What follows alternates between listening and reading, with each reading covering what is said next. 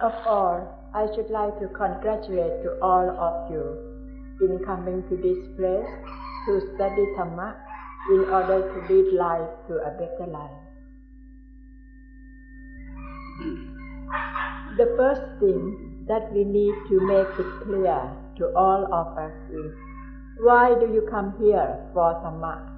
Why it is necessary to search for Dhamma?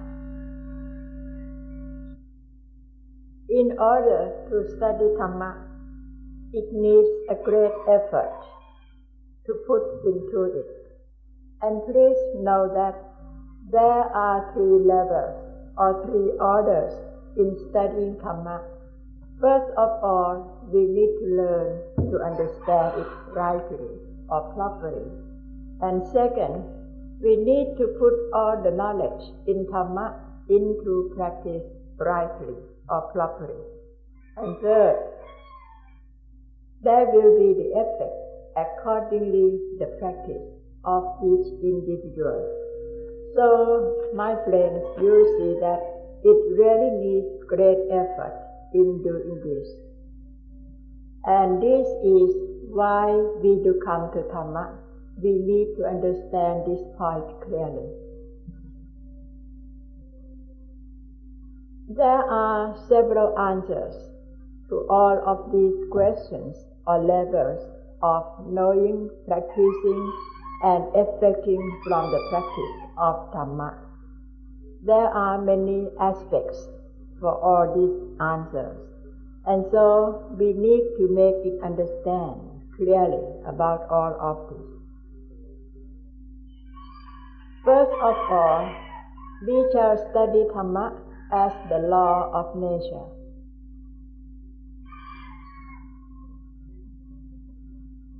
First of all, when we look at Dhamma or when we study Dhamma, we should realize that in this Dhamma there is the law of nature. And in fact, life is nature, or life is the nature itself. And in this nature, there is the law of nature that forcing life to be in this way or to be as it be. So we need to have right knowledge according to this, that the law of nature has forced life to be as it be. If we look carefully, we shall realize that in this universe, even the little thing until up to the biggest thing in this world, there are 3 things. First, nature. Second, law of nature that has enforced all things to be as it be. And so every life on earth has to be put into practice or leading its way accordingly to the nature and to the law of nature. When we study outside and then we are really convinced with the law of nature, with the nature itself, then later on we should try to look and study the inside or look inwardly.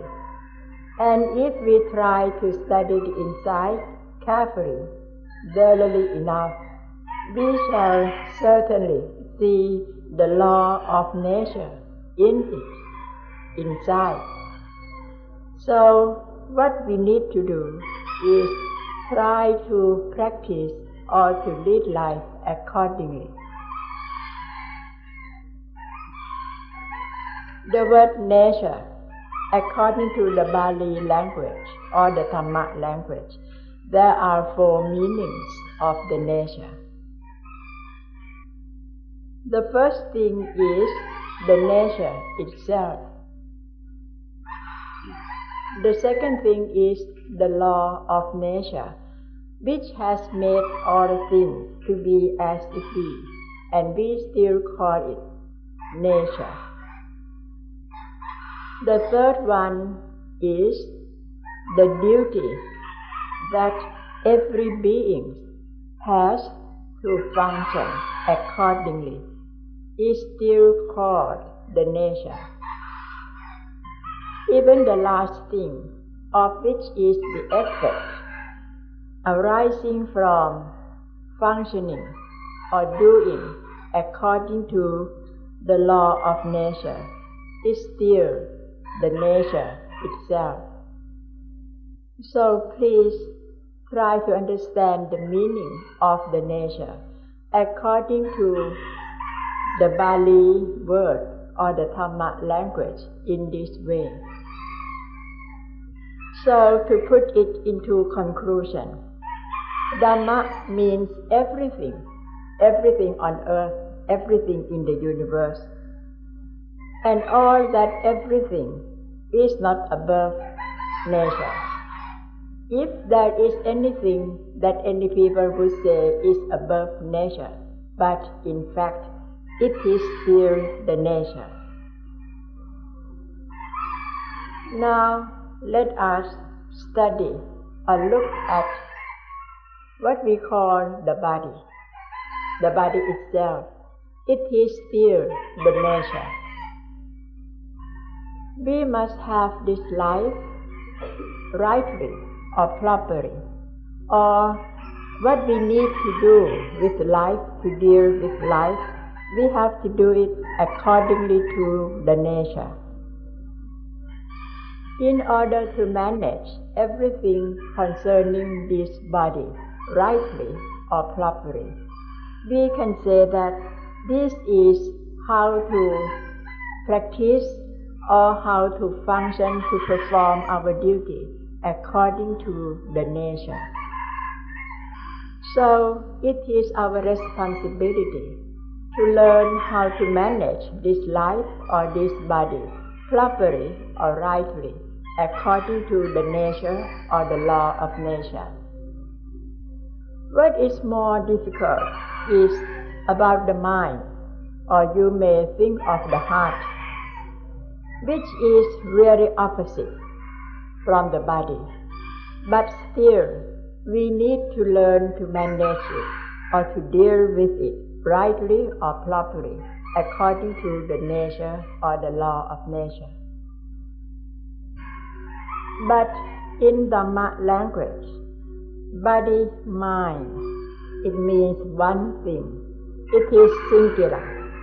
And so it is the function of all human beings to learn to manage or to deal with this life, of which is called mind-body, rightly and properly. Learn to control it, to be according to the law of nature or the nature itself. When we say, or according to our speaking, it seems like body, mind has been divided or separated. But according to the real practicing or acting, in fact, mind, body has to go together, has to perform together according to the nature or the law of nature. According to the body, we need to manage it to be proper and right according to dependent origination or paticca samuppada. And also the mind, we have to manage it to be right or proper according to the law of dependent origination or paticca samuppada, of which we shall talk about the details of it later. The law of dependent origination or paticca samuppada is a very delicate matter, very deep, very thoroughly, that needs time to talk about the details and clarify it. But however, it is the thing that is the essence in life, of which we need to know, and we need to learn how to put it into practice rightly or properly for the benefit of life. Dependent origination or paticcasamuppada is the most significant thing, of which Lord Buddha said, anybody who can see paticcasamuppada, he can see Dhamma. Anybody who sees Dhamma can see me. Me means Lord Buddha. Dependent origination is the law of which will describe to all of us to understand how does dukkha arises and how does dukkha will cease or dukkha will be quenched. And so it is the thing of which we need to put it into practice in this real life. Dependent origination is the law of nature, of which telling us or manifesting to us how does dukkha arise and how to quench dukkha. So anybody who realizes this law and be able to quench dukkha from the knowledge and the practice of this law of dependent origination or paticcasamuppada, then life will be beyond all kinds of problems. So, about the question, why Dhamma? The answer is to know about the law of nature, or paticcasamuppada, or dependent. So human beings will be able to deal with life rightly and properly accordingly. So, to conclude the answer, the first answer of why Dhamma is to learn to have the knowledge about the law of nature, and then learn to deal or to manage life accordingly. The second answer is the second answer of the question, why Dhamma, or why do we have to learn or to know about Dhamma, is to know the way or the path, the right path of leading this life to be a happy and a peaceful one. The first one, we know about life, and the second one, we'll know of how to lead this life on the right path.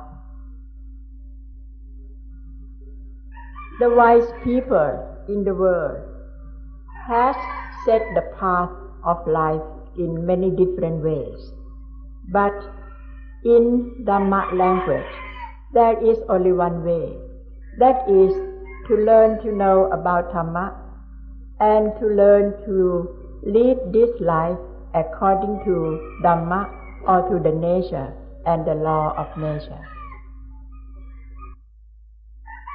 The word way, the word thang in Thai or way in English, this is very important word, very important meaning in itself. When we say way of life, it has the highest meaning. It means the way, the right way. And in Buddhism, you may have heard about the Eighth Noble Path. That is the way of how to lead life properly. And so, this Eighth Noble Path, in fact, it is the practice in itself, and it is the way of life in Buddhism. Jesus Christ himself has said that I am the way.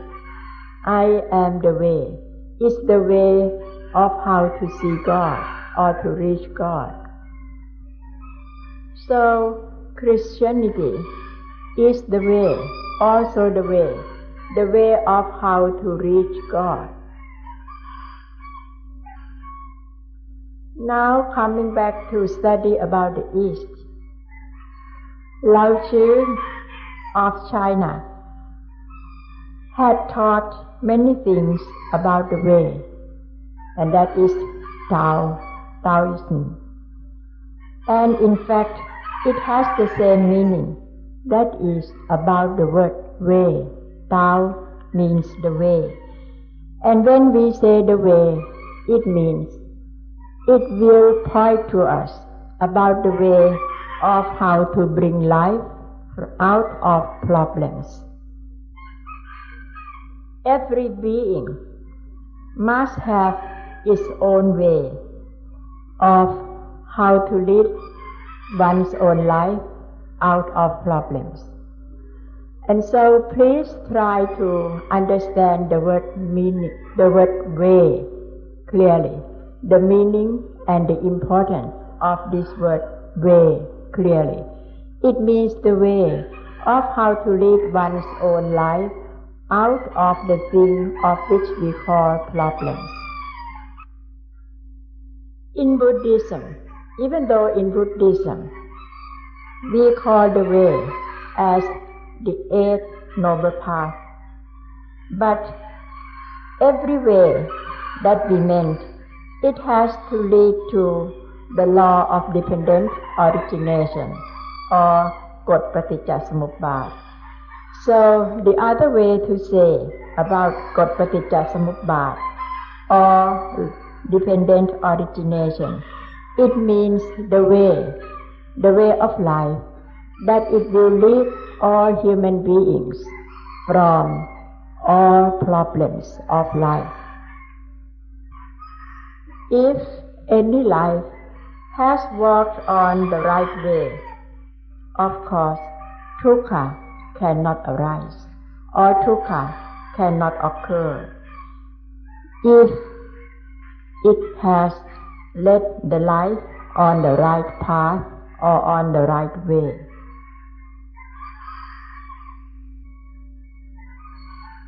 Now, the third answer of the question, why Dhamma, should aim at what we call the path of life. There are problems about the word path.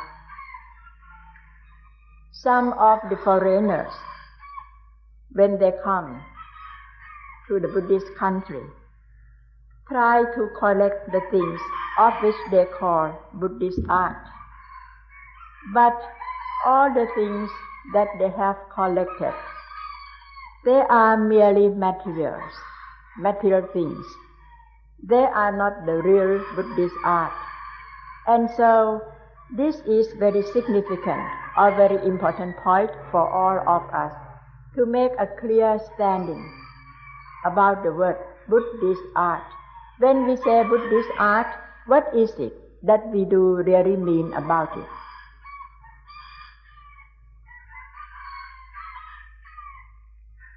The word art in Buddhism is not materiality, but it means the way of thinking, and it is a very beautiful way of how to think in order to lead life to be beyond all kinds of problems. So I should like to ask all of my friends, try to think carefully. What is it that we would like to say, this is it that is the most beautiful thing in life? What is it that is the most beautiful thing in life? Coming to think deeply, mindfully, and carefully, we'll see that the most beautiful thing in life is the ability of how to lead life beyond all problems.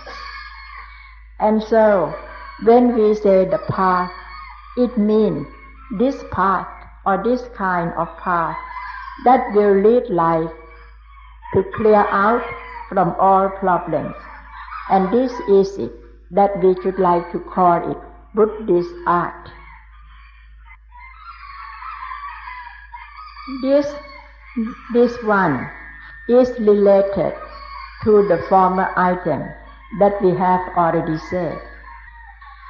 If anybody has succeeded in finding the way of life, of course, at last he will discover the right path of how to walk on, and this we mean it is the path of Buddhist art or the path in Buddhism. In fact, in Buddhism, there are many sayings about the word art, but very few people will talk about Buddhism concerning this point of art.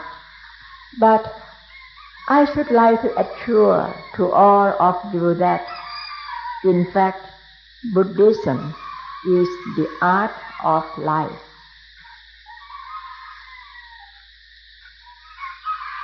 So, to answer the question shortly, why Dhamma?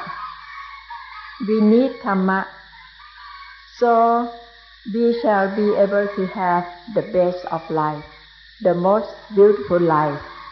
And if anybody can reach this life, that is it. That is the path that we need to walk on.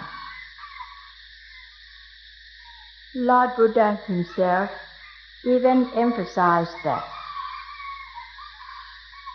Please try to study Dhamma, practice Dhamma, and then propagating Dhamma or spreading Dhamma to all people, and make it in a beautiful way from the beginning, the middle, and the end.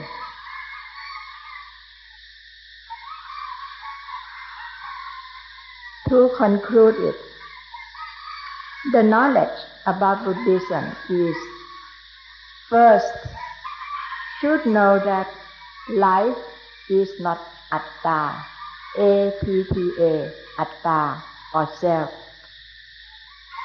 Second, how does ignorance arise in the mind? So it makes the word self occurring in human beings' mind. And third, about this ignorance concerning the self. How is it? What is it? So, if anybody has the knowledge about these three things, life is not self. Ignorance in the mind, that makes one believe that is the self. And about ignorance concerning how does self arise. If we know all these points or all these things, it means we really know about the beauty of Buddhism. And there are many details of which we need to discuss about this later.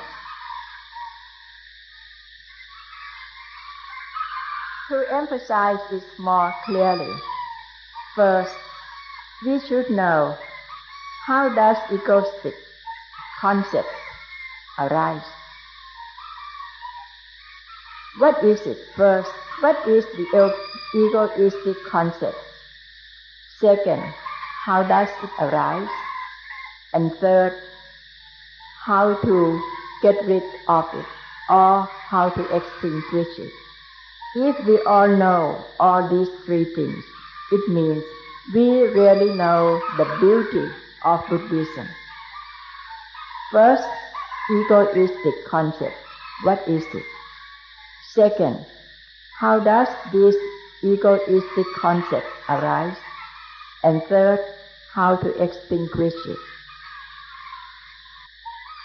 So, if any of our friends here is interested in art, please interested in Buddhist art in this way. That is, to learn how to develop one's own life into a beautiful aim, as we already said. And if we learn to be able to develop life into this beautiful path, this is it. That is the Buddhist art that all of us should learn about. Next, the answer to the question of why Dhamma is. To learn Dhamma in order to have good health, to be a very healthy one, both mind, body. When we talk about problems of health, in fact, it concerns about the mind. If the mind is not wise and mindful, or if the mind is not right, everything will be wrong, will become wrong. And so, the health of the mind is more important than any other kinds of health, because it will lead life to be proper, or it will lead life to a proper path. We may set priority of health in 3 levels. First, concerning physical health. Second, mental health. And third, spiritual health. If there are problems concerning physical health or mental health, we should go to the medical doctor. But if there is the problems concerning spiritual health, there is no other way to go except coming to Dhamma, to have a treatment from Dhamma.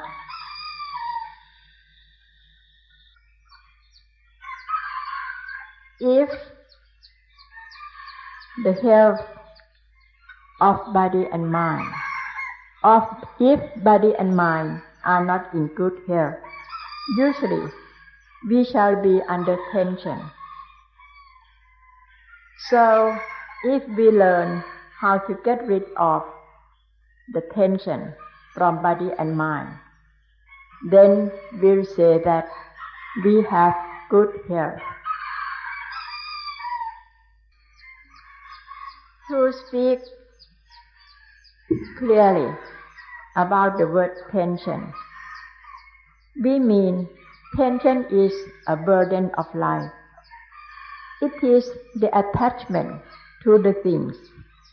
And when attachment arises, it has caused tension. And so tension is a burden of life.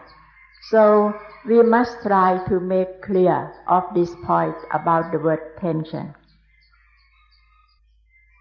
Tension can arise both in negative or positive. And please be careful for those who enjoys very much about the positive things. Must be very careful.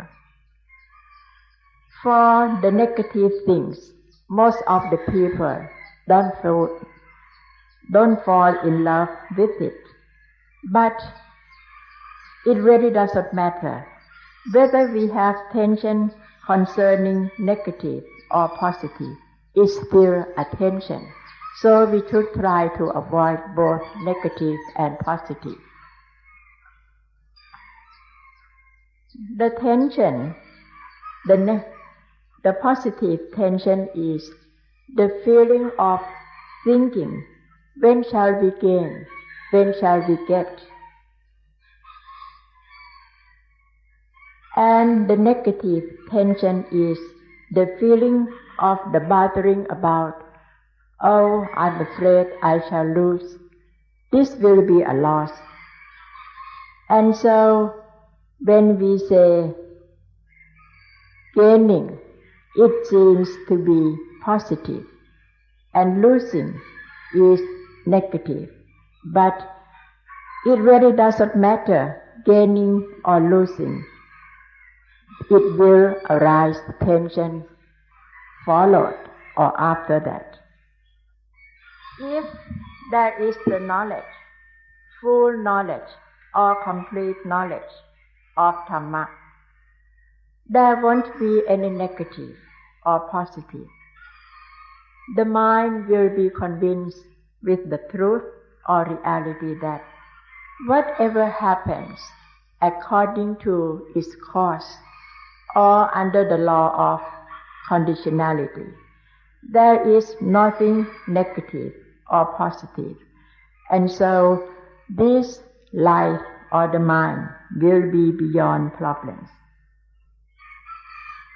If the knowledge about spirituality is very complete, it will be beyond negative and positive, and then there is no tension.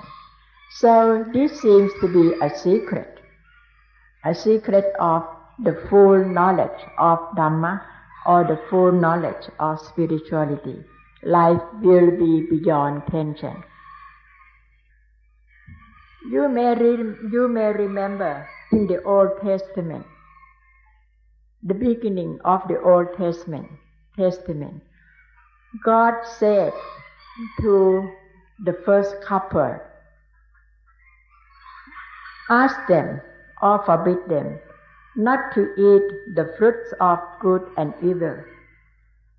And when we say good and evil, it means positive and negative. If you eat the fruit of good and evil, you will die. Die because of the desire and the delusion of negative and positive. It is not different like one has committed suicide. Suicide oneself because of the delusion in negative and positive. And so the supreme health or the real good health will arise when people can release oneself from the feeling of clinging to negative or positive. To put it more simply, you all may know about emancipation. What we meant about emancipation is to be beyond positive and negative. And this is a true emancipation of life. Then there will be no tension arising from positive or negative at all. So the answer for the question of why Dhamma, or why do we have to learn or to know Dhamma, it is because we need to have a real good life, both mind and body. Next, about the answer of why Dhamma. It's because if we learn Dhamma, we know Dhamma, we shall have a life friend. And when we say life friend, we don't mean a couple, husband and wife, but we mean a life friend, a spiritual life friend, a friend for wisdom and mindfulness. And this kind of life friend will release us from problems of life, because this life friend refers to Dhamma. So anybody who can have Dhamma as a life friend, that is, we mean a true life friend, an eternal one. The true life friend or the true partner will stay together forever. They will never get divorced. And this kind of life partner will always be on righteousness. And they will go together to the right destination. That means they will always survive in all meanings. And this is the highest survival of all human beings. There is the word that we need to pay a special attention to it. That is the word righteousness. If a person really knows Dhamma, full knowledge of Dhamma, there will be righteousness in doing, in every meaning of it, in every levels of doing. In Buddhism, this we refer to the Eighth Noble Path. The Eighth Noble Path, it means the righteousness of every item of it. And if anybody has practiced according to the Noble Eightfold Path, of course, he will survive at last to the destination or to the highest aim.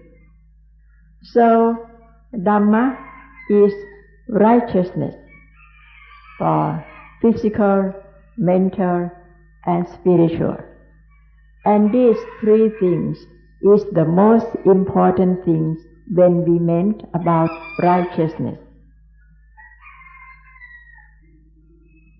In different religions, there is the word or the meaning about the goal of life or the destination of life. In Buddhism, the goal of life is Nibbana. In other religions, such as Hindu, it means Paramatman, or in other religions, it may unite with God. That is the goal of life or the final of destination.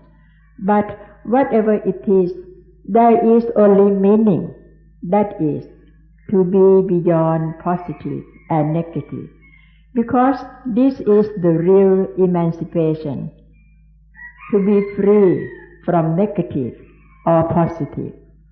So, only Dhamma that will be a life partner for all human beings. If anybody can have Dhamma as life partner, of course, the goal of life or the final destination of him or her will be nothing else except Nibbana or coolness or peacefulness. So, why Dhamma? The answer is to have the right life partner. So we shall walk together until we reach the end of the destination or the end of the path of life. Next, the answer to the question of why Dhamma. I should like to point out to you about some common things in the world that we have been confronting every minute of life, such as the things concerning economics and politics. Concerning economics in Buddhism, it means that trying to bring something which seems to be unuseful, make it to become useful, or the things that seems to have very least useful, make it become more useful, and this is the economics in Buddhism or Buddhist economics. Learn to make things that seems to be unuseful, make it useful. And so what we really mean is, it is about this life, how to make this life as useful as possible. Coming back to talk about life, if there is no right doing concerning life, then it seems that life will become useless. But if life has Dhamma as a life partner, then life will become useful. Life without Dhamma, it will be useless or meaningless. If we try to combine life with Dhamma, of course, this life will be able to walk till to the end of the goal of it, that is, to Nibbana or to unite with God. Now coming back to politics, it seems that there are problems, lots of problems concerning to politics. It never comes to an end. This because there is no righteousness about politics. That's why it causes problems. I should like to define the meaning of politics as to arrange the world in peace without using weapons. But we cannot manage to put politics into peace. It is because the lacking of love among people. Human beings forget that we are friends. Friends in birth, friends in old age, friends in sickness, and friends in death. We forget this truth, and so we cannot love each other as friends or brothers. That's why politics cannot bring peace to the world or to the society. It is because of this reason. If there is Dhamma in the mind, of course, all human beings will be able to live as friends. And when there is Dhamma in the mind, they can live as friends. Of course, peace is there. The word socialism is right if it arises from love. But nowadays, we do have socialism, but it is a kind of selfish socialism. So what we need is Dhammic socialism. If we can create Dhammic socialism in this world, then this world or people in the world will be able to live together as friends and live through love, because they will realize that in fact we are friends in birth, old age, sickness, and death. Please remember the word Dhammic. It means related to Dhamma, to be with Dhamma. And in fact, the word Dhamma or Dhammic is in the dictionary now. And so, if we can create the Dhammic socialism in this world, to live in the society, in the Dhammic socialism, then the world will always be in peace. Now, if we don't have the selfish economics, no selfish politics, and you may well see for yourself that the unselfish economics or the unselfish politics will arise only on the base of Dhamma. So, if we ask why Dhamma, the answer is because we should like very much to have the right economics and the right politics for the world. Next answer for the question why Dhamma is, we need to have the right development, and the right development must consist of Dhamma. But now, when we look around, what we see is the selfish development. That's why we don't have peace, or development cannot bring peace to the world. It is because there is the selfish development. There is no Dhammic development, and so the world is so full of problems. That's why when we come to learn Dhamma and study Dhamma, we really need to help the world or assist the world to have the Dhammic Dhamma or the Dhammic development, so the world will be in peace. So the answer is to have Dhamma in order to be able to develop the world in the right way, that is, with Dhamma or in a Dhammic development system. The next answer for the question why Dhamma is to develop efficiency for oneself in one's own work and life. Now we do still have efficiency, but most of the efficiencies that we use is all in a selfish way. So we should learn to develop that efficiency to become the Dhammic efficiency. And then there will always be a success, absolute success, because there is no selfishness involved with it.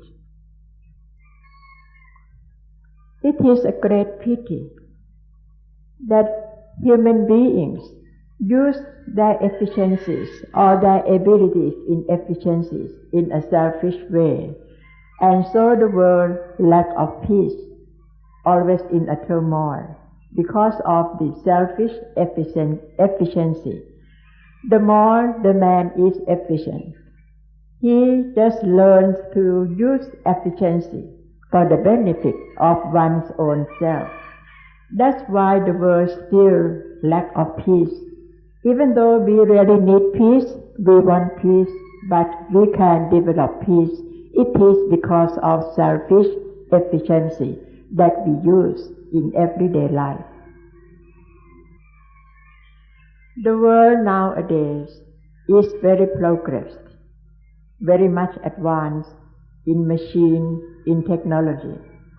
But this advancement is not right because it's involved with selfishness. There is no Dhamma in it. Only add some of the Dhamma in it, then the world will turn to be the world of blessing, blessing in every meaning that human beings need and want. So the answer to this question is, why Dhamma? It is because we would like to learn to use the efficiency in a Dhammic way, so it will help the world to be in peace. To conclude, if there is Dhamma, then people or human beings will be able to live beyond all problems.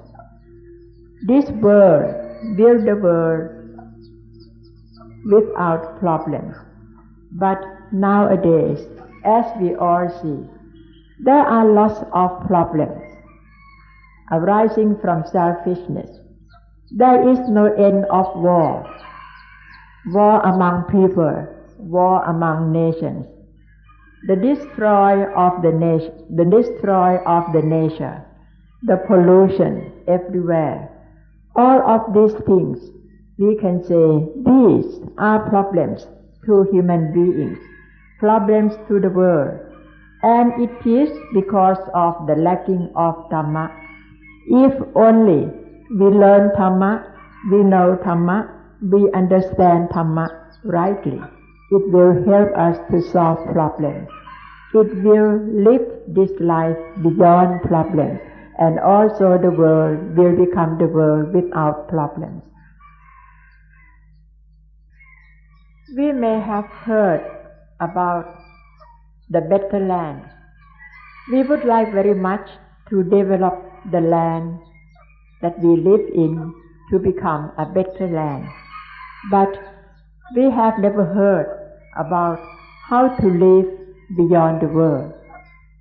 Because to be beyond the world, of course, is much better than to be in a better land. Because if we are in a better land, there will always become the better land better and better and never come to an end of the better. And so we should try to understand about how to live beyond the world. If we live in this world as worldly people, of course, we shall still confront with problems. But if we learn to live beyond the world, it means to live without problems. So it is this point that all human beings should try to pay attention or to interest into this carefully and mindfully. When we say to live beyond the world, it means that the world is still the world, but problems of the world will never bother, will never annoy, will never hurt or disturb this kind of mind of which be able to beyond the world at all.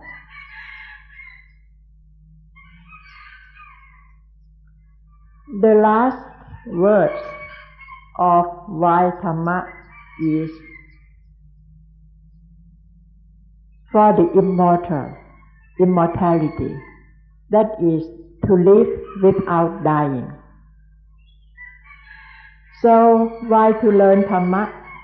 That is to be able to live in this world without being died, beyond the death, beyond the dying, for the world that shall never die, because there is no self, no ego to die for it. Any time that we have come to Dhamma, have Dhamma as the life partner, then we can be certain that there shall no death at all. There is a book, the English book in England, mentioned about the better land. And in that story about the better land, it said, in the better land there are no graves at all. It is the land of God. Where is it? We don't know. But in Buddhism, the land without graves is here, right here, now. When a person does not have the feeling of egoistic, the concept of ego, the concept of the self, then there is no self to die. There is no ego to die, the concept of ego. And so, in this sense, it means there is no grave at all. For those who don't have the feeling of clinging to the self, who don't have the concept of ego, there is no grave for such person. If our friends have succeeded in studying and practicing Anapana or mindfulness with breathing, then we shall have the full knowledge and understanding about anatta or not self, of which it will lead us to the knowledge of, in fact, there is not self at all.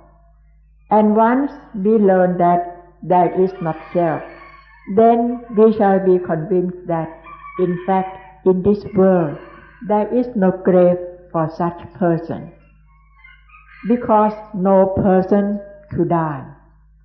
There is only merely the law of nature, paticca samuppada, or dependent origination.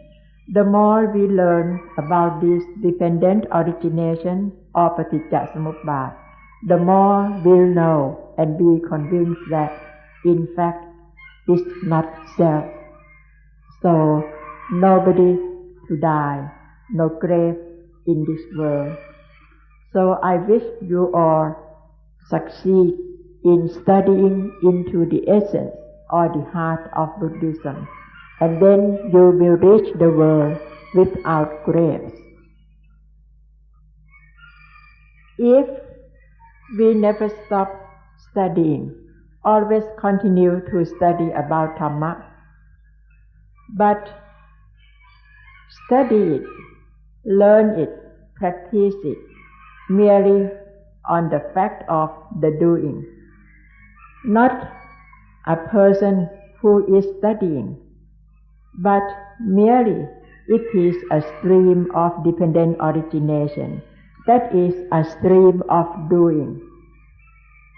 Unfortunately, there is the thing that we call avijja or ignorance, that compels the mind, the unwise mind, to have the feeling of clinging or attaching to the thing that is self, or it creates the concept of having self or the concept of ego in it.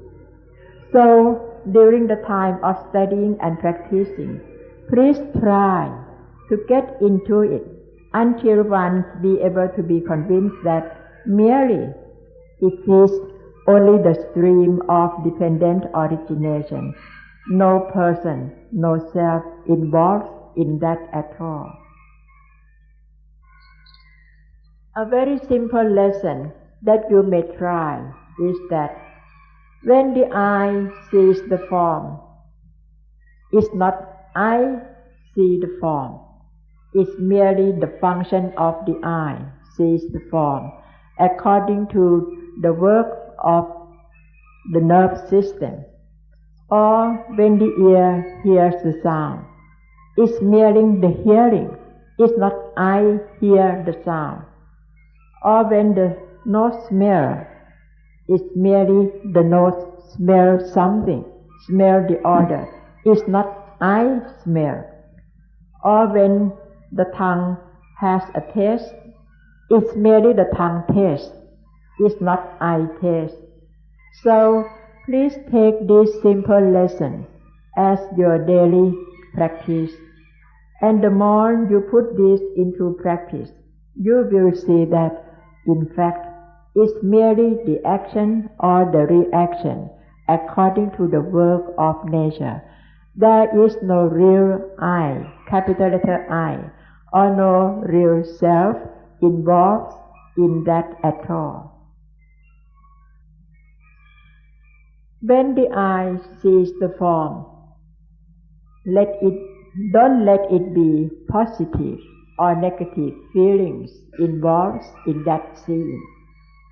It's merely the eye sees the form. What do we need to do? Do it. What do we need to deal with it? Deal with it. What do we need to manage it rightly? Do it. But don't let the I or the self involved in that. Merely the seeing, merely the hearing, merely the smelling, merely the tasting, merely the touching, not more than that. If a person tries to practice in this way or in this method, sooner or later the mind will reach to the ultimate truth, that is about anatta.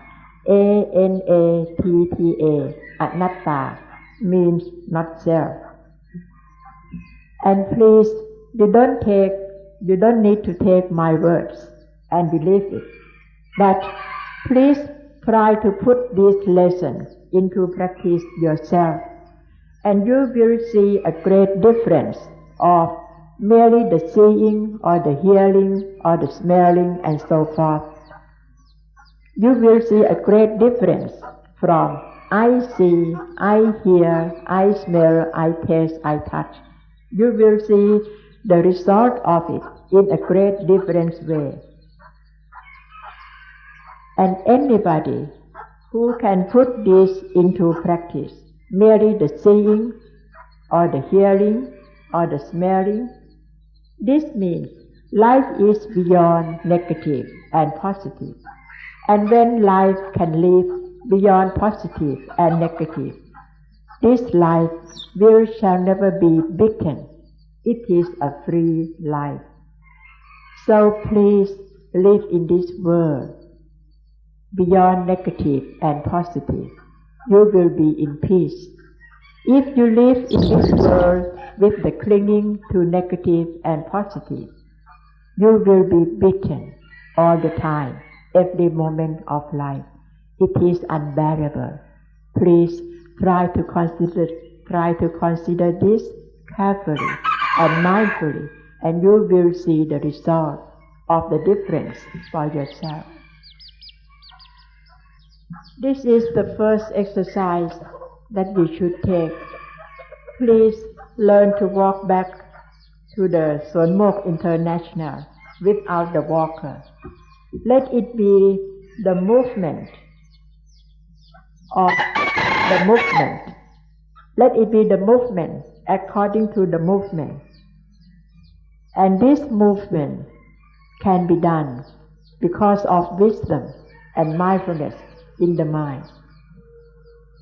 And if anybody can let this walking merely become the doing of wisdom and mindfulness, this is the way of the beginning of the lesson, to get rid of the clinging of having the self or being the self.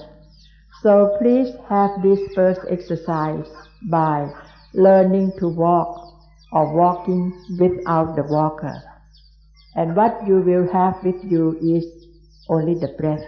Be aware of the breath, every movement of walking. And then the feeling of having the walker or the self walking will be disappear. Please bear in mind this sentence, doing without the doer. If we repeat it over and over and practice it over and over, this will lead you to the understanding of anatta or not self, not very long. Thank you very much for being very good listeners, and please try to contemplate on what you have listened today, and hope that someday you will reach the real understanding of what we have talked about on the topic of why Dhamma. Thank you. This is the end of the meeting.